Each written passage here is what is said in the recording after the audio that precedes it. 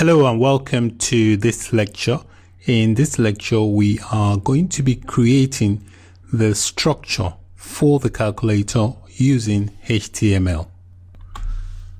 So this is my text editor I'll be using to write the HTML code, which is a text editor called Sublime Text.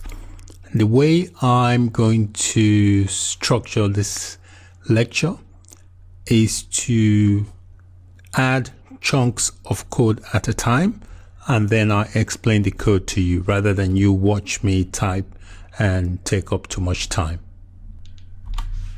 I have added some basic tags. These are tags that you will find in every web page or every web application. They are standard tags that you will see. So let me explain each one very quickly. On line 1, we've got the doc type. The doc type basically is there for information and purposes. What it does, it instructs the web browser or any browser that's trying to display the page. It just lets them know that the content of the page is HTML. That's the purpose of the doc type. And the HTML next to it just indicates it's an HTML document. So the actual HTML content is between this line number 2 and line 14. So any of the content that's displayed on the web page, the content starts from the HTML there to this HTML tag here. So most tags have an opening and a closing tag, so they all come in pairs. The head, notice also it's indented properly, so you can tell that the head and the body are both children of the HTML element, and the title here tag is a child of the head tag. The in between the head tag is where you find things like the title, a link to any CSS or script or JavaScript. Most times you can include them in the head section. You can also include several meta tags. Meta tags are used to provide extra information about the document that you are trying to display. And the actual content of the page that visitors or anyone sees is between the body tag. So anything between the body tag is visible. I have added some more chunk of code. I've added from line 4 to line 7. So there's a few meta tags here. Line 4 basically is a meta tag, and it's got an attribute of car set with a value of UTF-8. The car set attribute basically specifies the character encoding for the HTML document. Line 5 here, again, it's another meta tag with the attribute of name equals description. And also we've got another attribute here, content equals JavaScript calculator. So this is descriptive of the document. These information here, the meta tag, they are used to provide extra information which helps the search engines to display data, relevant data. Line 6, the meta tag here with the name of attribute, with this attribute here called name and the value of viewport. Notice most attributes have the values enclosed in quotes. So here on line 6, the value for this name meta tag, this name attribute, is viewport. And then we've also got the content here, and the value is width equals device dash width. And it's also got an initial dash scale equals 1. What the viewport is, the viewport refers to the screen that is going to view this calculator. So it will resize to whatever. So this one makes the web page or the web application displaying this calculator, makes it responsive. That means it will be responsive to any device regardless of the size. It will auto resize itself to fit that screen device. Regardless of the device type, it will fit the screen. And this initial scale here is just to zoom, is the initial zoom. So if you want to zoom higher, you can zoom as you want in and out of the device. That's what this scale is. It's just a zoom. Line 7 is a reference to the style sheet that I'll be using. I'll be using this. This is the style sheet here I've defined on here. So this is just a link to the style sheet.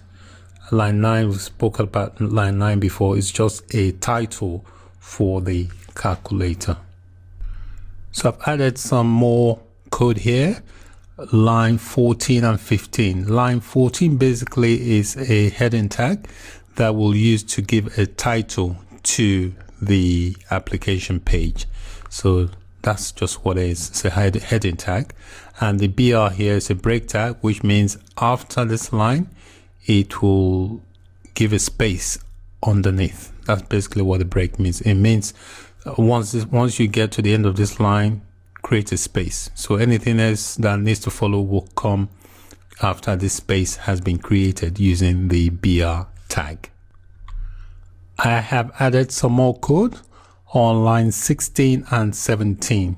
Line 16 is I've created a form. The calculator is going to be created inside the form. So all the inputs and everything will be enclosed in a form. So the form, I've given it an ID equals to my form. And I've also given it a name equals to calc, C-A-L-C. So giving it an attribute. So this is an attribute, a name attribute, given it with a name of calc. All right. So it's got two attributes. One's an ID and then one is a name. I've also on line 17 created an input field. This is where the answers for the calculator will be displayed. So giving it a name attribute and with a value of display. So actually, let me save this and see if we can see the input. Okay, so this is the input we've just created, and that is the heading tag. So we can see the input here. So the answers for the calculator will be displayed inside this input. On line 18, I've got another input tag, but the type of input is a button. So the attribute type here equals to value of button, and the value of that button will be 0. So this is where we'll be creating the actual keys for the calculator. So let me show you, let's see what it looks like, because all we're going to do is just copy and paste it and create the other keys. You can see we've just created a 0. So I'm going to copy the same and change a few things, and we can get the rest of the keys popping up. So that's just how you create the individual keypads on the calculator using this input tag with a type equals button. The value will be the key. So be 0 followed by 1 and so on. Okay, I have now added more code to create all the keys we'll use as keypad for the calculator. So basically this is how you create the keys. So the first one with the value of this will be keypad 0, 1, 2, 3, and this will be the plus symbol. Notice this break here means after the plus symbol, give a break and start a new line. So we've got 3, 4, 5 keys. And then after that, we've got the minus key and then a break. Next, we've got 6, 7, 8. And then this is a multiplication symbol and then a break. This is number 9. To add this is an entity. This is what we use to create the division symbol. Okay, so it's used, notice here we've got equals to, but for division you need to use this entity, HTML entity, to create the symbol. So let me save that, and then you can see how it looks. So this should give us the full structure of our app. I'll just refresh. As you can see, we've got all the keypads we need for the calculator. So we've got the structure, the HTML structure in place. In the next lecture, we'll be styling it to make it look prettier. That's it for this lecture. Thanks for watching. Bye for now.